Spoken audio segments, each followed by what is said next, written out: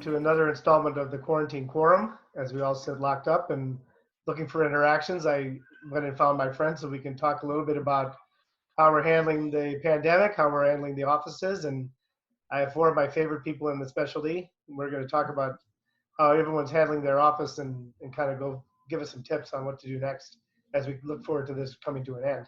Deirdre, I'll start with you. I mean, how are you guys at Audubon handling the employees and lifting morale, as well as what have you had to do with managing the staff?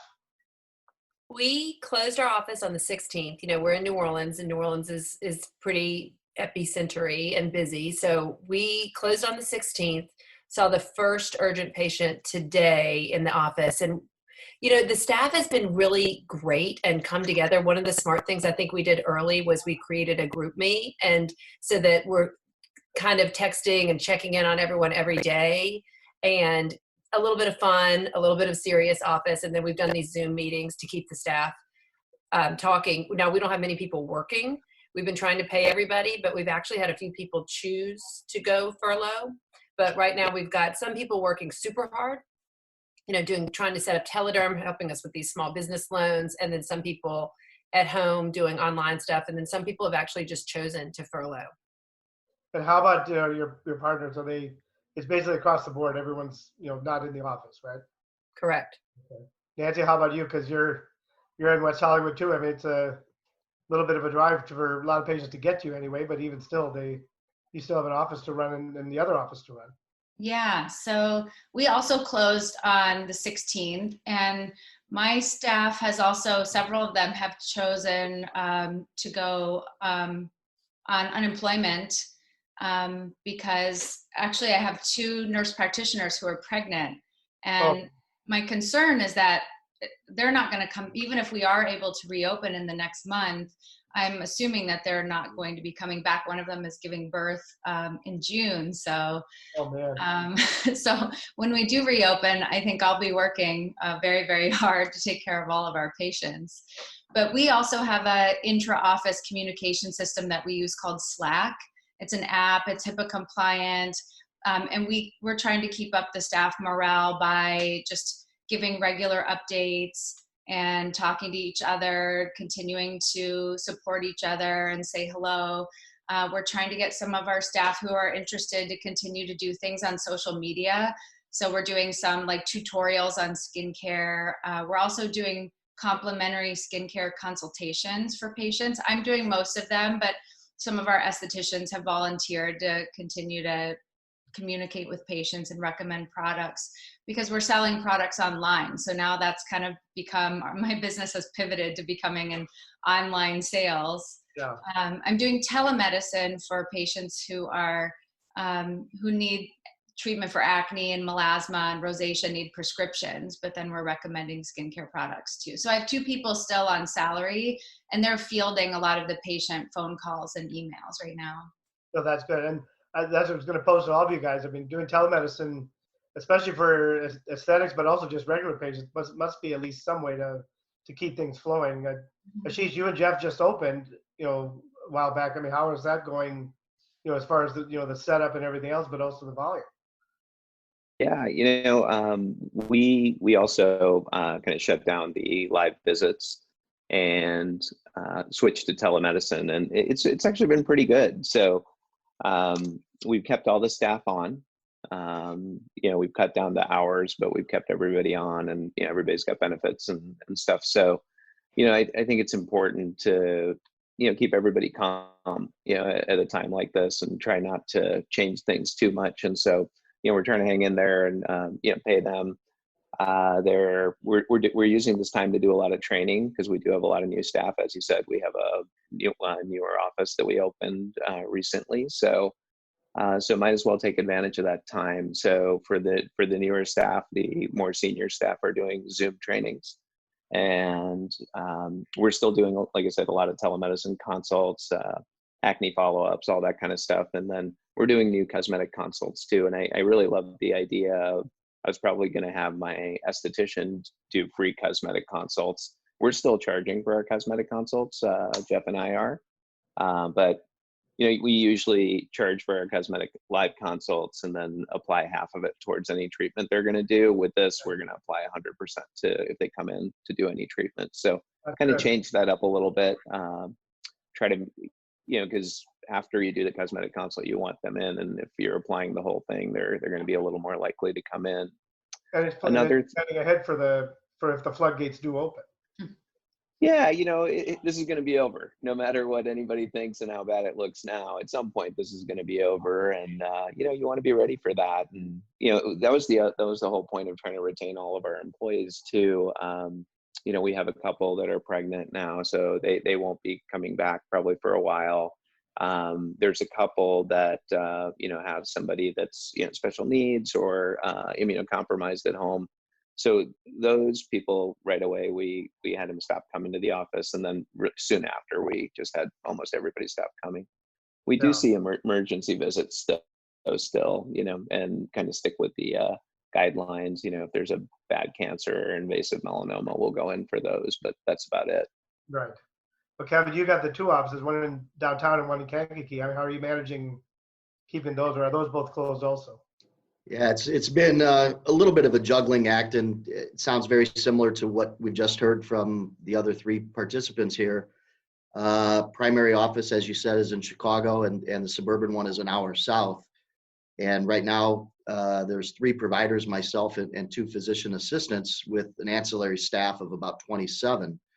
So the first step was basically putting everybody on furlough and deciding what we needed to maintain the office for emergencies, again, such as what you heard from Ashish, melanoma surgeries, bad skin cancers, and filling prescriptions, etc. So with skeleton hours, we've kind of divided those up equitably between the staff, where we have 2 to 3 staff members in each office on any one day. And virtually everybody but the office manager has been reduced from salaries to hourly employees and being paid for when they work. And the majority of what I'm doing these days is teledermatology, which it's good, it's fun. We're still interacting with patients, but it's by no means covering the overhead. I would say on average, we may see 10 to 15 at best in a half day. And the fun thing is what we just started a week ago, which is these complimentary virtual cosmetic consults. And again, it gets me back to a little bit more of what my real passion is, because generally 60 to 70% of what I do is cosmetic. So that's been good. I think the main thing, and you've heard this already, is really communication, staying in touch with your patients, staying in touch with your staff. Really, it's all about showing your empathy, being transparent, and being honest. And you've heard several techniques about staying in touch with your staff. We're doing that as well, having weekly Zoom huddles, which we just finished before this conference call, which it's pretty emotional. You hear about everybody's personal family crises that they're ongoing and how they're pacing back and forth in the home and going stir crazy. So we realize that none of us are truly in this alone. And as Ashish mentioned, we're also now really taking all those spring cleaning projects that we never had time to do.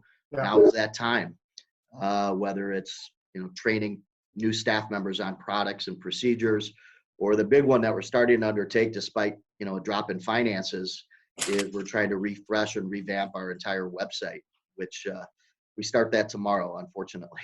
So it's a good time to catch up on admin and so. And that's what we're doing is the roads are closed pretty much except for archiving and admin and all the things what we have to do that normally gets in the way. That I tell the staff is like, these are the things we normally say we don't have time to do. And truthfully, it sounds horrible, but it keeps them relevant, right? It keeps them indispensable. Mm-hmm. You mentioned, Kevin, you brought up about overhead, and I'll ask all 4 of you. Have any of you taken advantage or been contacted about the loans or any of the assistance programs for small business? We did apply. We tried to file on Friday, and unfortunately, the bank was not ready until Tuesday morning. We used Chase, who we use as our business banking facility. It says we're in. We have a reference number. I hope we're in. There's no telling. We also applied for the EIDL grant, the $10,000, which will come off the PPP loan. But, it remains to be seen how much will truly be forgiven. Yeah. How about any of the others? Yeah, we applied for both. We applied for the EIDL, and our intention is to not cash that check. Our understanding is you have 60 days if you are approved for EIDL. So, as we sort of see what happens, because that one's maybe not as forgivable as the PPP. I can't believe that I know all of this. It's been a huge bummer and not my favorite thing to do. But we did submit for the PPP and the EIDL, and we haven't received any money yet, but hopefully. But that's how. And Nancy, too, with the employees that are pregnant and such, are they applying for any other kind of leave, like FMLA leave or anything else aside from what they're entitled to? Yeah, one of my patients who's pregnant, she had really severe nausea, what's it called? Hyperemesis gravidarum. And she's actually been out. She was about to come back and start seeing patients again. She's been out since January. Okay. And so she's now able to get disability. But my other pregnant patient who's giving birth sooner she's just on unemployment. And actually, I had one other employee who just told me she's moving to the East Coast. And she had been planning it for a while. She was going to give us 2 months notice, but she's moving in May. So, I mean, I feel like, I feel understanding about it, of course. But it will be challenging because I know we'll be really busy when we're able to reopen. But I applied for all the loans, and yeah, it's more, that's more of the looking at all the financials is not my favorite thing to do. No, never went. It's a little shocking. And luckily companies like Allergan have been, they're deferring payments. And I think they're going to have to continue to do that.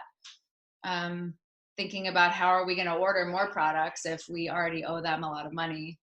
So that brings up one thing, because you brought up about dispensables and telemedicine. And Ashish, I'll even ask you, if you're trying to market the new practice, and like you said, you're keeping patients engaged, what other strategies besides emails and calls? Is there social media platforms, or are there other avenues to keep them engaged? What kind of things are you guys all doing?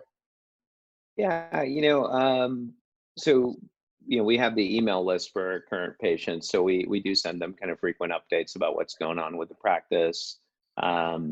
And then, we do a little bit of social media. And so I think this is a good time where we're putting together videos that, our estheticians doing, or PAs are doing, we're doing more educational stuff and getting it out there on social media, just to have face-to-face, quote unquote, with our patients, and make sure they, kind of know that we're there, and really not talking about anything except just educating them about skin issues. So let me ask you guys all this. I mean, and obviously I'm much more medical than you guys are as far as aesthetic goes, but how do you keep the priorities of the current state of affairs with the pandemic, with also the emphasis on what patients will need for their cosmetic procedures, going forward? And like you said before, all of you, this is going to end. And are you lined up for getting patients in? Do you have enough supplies? And even more so is, how do we kind of justify saying, all right, well, let's get back to fillers and toxins now that the virus is gone, right? So how would you guys handle those conversations with patients and colleagues? Anybody start? I can take. I've already had take that. patients. Oh, go ahead. Oh, probably same as you. I mean, patients are calling. I mean, I've got 2 texts that came in while we're on here that, can you sneak me in for some toxin? I'm like, no, absolutely not. There's definitely no sneaking in for non-urgent procedures. So, it's funny. I think some patients just really aren't taking it seriously either. And so, I think it's our job to protect them so as much as we can. And so, kind of holding the line on that, but, we're kind of picking a date, putting a line in the sand and scheduling patients. That date we let them know is pretty flexible because we don't know how long this is going to last. And so they might end up getting rescheduled based on, how long the stay-at-home orders go on. But I think it's good to just go ahead and start booking. We have a list going. People are calling and they want to be first. But I think it's very important as doctors for us to really hold ourselves to the highest standard. It's a nice chance to rise and be respectful of like this virus. So I think it's important to, number one, obviously we're following the rules. We're following the recommendations of our government, and patient safety is number one, and absolutely no sneaking in of Botox, because I've had the same thing, people asking. And then, second, I think it's just a matter of being, when we're doing social media right now, we're spending, we're having conversations. We have a Zoom call with my social media girls after this, just being respectful and not going, I've seen some videos of people injecting themselves at home. I think that's just, wrong and disrespectful to all the, frontline people right now. So I think during the crisis, it's important, like we're saying, like exactly what all of you guys are saying, just education, talking about at-home skincare. I think that's reasonable, but maybe not getting too talking about injectables on social media right now. Well, and Nancy, you brought up about like Allergan and maybe deferring payments. Have some of the aesthetic companies reached out to all of you and said, okay, buy now for getting ready so that, things don't expire? Or is there any kind of, obviously they want to keep their business end going too, but what kind of things have been going on behind that scene? I have to say I've been approached by a number of very aggressive laser reps lately, as if I'm just dying to buy a $200,000 device right now. Yeah. They're saying they have like the best deal ever. And I get it. They're all trying to keep their jobs too, but they've been super aggressive. I've had people trying to schedule meetings with me over FaceTime since we're not in the office. I haven't heard anybody from Allergan or Galderma saying that, but they're offering to replace any expired product. So that's good. I have a few products that are expiring next month, and some of the products that I don't use as frequently. And so that's nice that they'll be replacing those. Yeah. Yeah, I agree with what Nancy just said. We've surprisingly heard from some of these companies that I don't recall ever hearing from, and some that I have heard from much more frequently and more aggressively lately. But the injectable company like Allergan is, I would say, to me at least, possibly stood out more than any of the others that I've been in contact with in regards to some of the deals that you've heard about, taking back expired product from Q2, as well as I think even going beyond just the injectables, but keeping us informed with webinars and reaching out weekly. Is there anything that we can do from the BSM consultant standpoint? What can we do to help train your staff, phone training, et cetera? So it's things like these that really make a difference and that you remember, weeks and months down the road. So let me ask you guys this: the recent New York Times article about practices staying open, and specifically dermatology practices staying open, was again another black eye at us. How have you guys been handling any calls about, well, this practice is open, why can't you be open, or anything like that? Obviously we've heard the same in the governance about how do we handle this from a PR standpoint, but what do you guys have to have answers for? Deirdre, I'll start with you. If you had to be asked about that, what's your answer? Well, I would start by saying I'm going to follow my government, and I do think there's a gray area of what is urgent and what is essential. And I think time will tell how long we're closed down makes a difference, and how long can you wait, like Ashish mentioned, for a melanoma. I don't want to wait that long for a melanoma. I had 2 patients today on telemed that had super weird rashes that I definitely would like to biopsy. So what I would say is, this is not a time for total body skin exams for the worried well. It's not a time for cosmetic procedures under any circumstances. And I think the governance of AAD and ASDS, should be standing up and supporting those of us who are not doing that, because I think that's what's reasonable. I think we're doctors and we have to, act like doctors. But I don't think closed is real. And I've been very impressed with that TBCD group that they, I posted my 2 cases today. I had a case, weird vascular lesions on a palm, and then some weird SCLE-like eruption that just came up. And so these are real things. And these people need doctors and they need answers. And we don't want them go into urgent cares, because they're going to, and when they go to urgent cares for easy stuff in easy times. And so I think that we shouldn't be closed, but I think we just need to be respectful. Yeah. I think those are great comments. And I would agree 100%. I want to be able to look back and say, again, that we didn't do anything wrong. We abided by what our recommendations are from the government, from our societies. We don't want to put our patients at risk, and we certainly don't want to put staff at risk as well. I don't know that I could sleep at night if one of my staff members ended up getting sick due to an exposure in the office, and it's just not worth it. But by the same token, if there is something that really does need to be seen, we take appropriate precautions. Patient is screened appropriately. They're given a mask. Staff is given a mask. Cleaning of all surfaces is absolutely done between each patient. To a certain extent, it's probably stuff we should be doing all along anyway, but we're better at it now than ever before. But we just want to do what's right.